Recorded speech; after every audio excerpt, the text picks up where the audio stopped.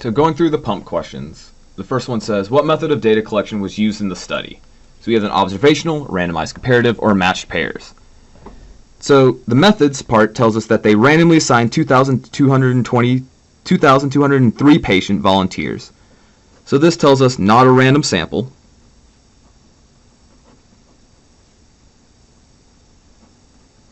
And the randomly assigned tells us that it's a randomized comparative experiment, because it says they were either on pump or off pump. Either tells us not matched pairs. So the correct answer then would be B.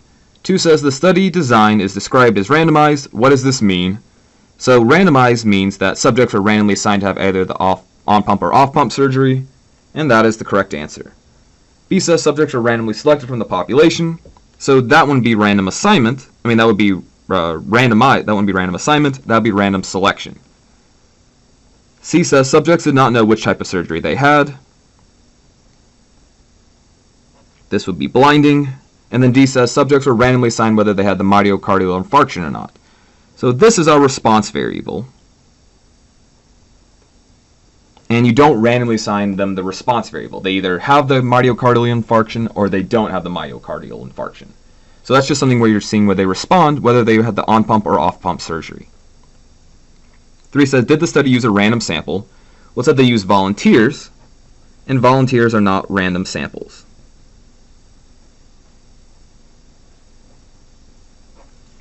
So does the study design allow the investigator to claim cause and effect inferences? Yes, since they use a randomized comparative experiment.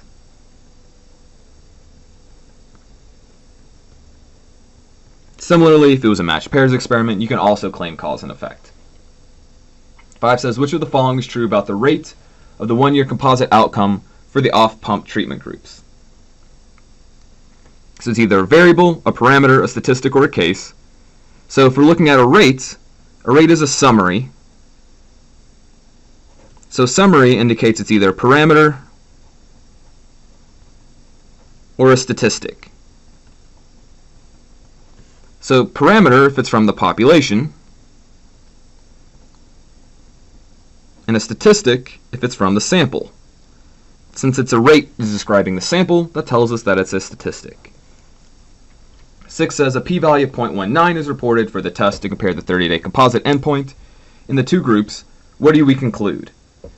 So, since the p-value is fairly large, it's not smaller than any reasonable significance level, we're going to fail to reject the null hypothesis.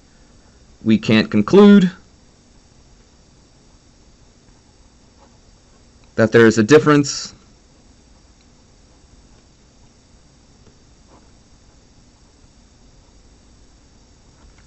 between patients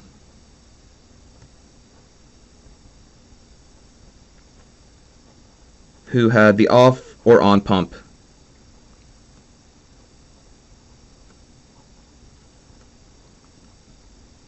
surgery. So we're not able to determine that there's a difference in whether they had the on or off pump surgery and whether or not they had the myocardial infarction or not. So 7 says a p-value of 0.04 is reported for the test to compare the one-year composite endpoint of the two treatment groups. What do we conclude? So p-value of 0.04 is less than our significance level of 0.05. So if it's less than our significance level, then we can reject our null hypothesis. We have evidence of a difference between the two groups.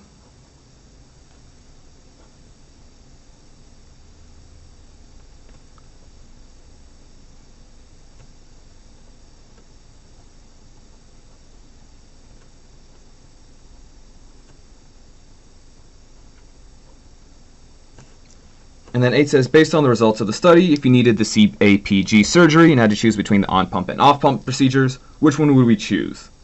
So if we look, the off-pump had a complication 9.9% versus 7.4% after 1 year, and after 30 days, the off-pump had a 7% complication rate, on-pump had 5.4% complication rate. So, since the complication rate was higher after 1 year for the off-pump compared to the on-pump, we'd want to do the on-pump procedure.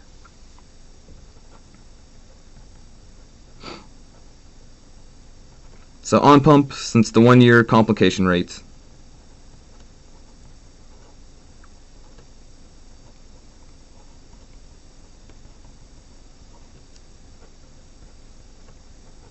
was significantly lower.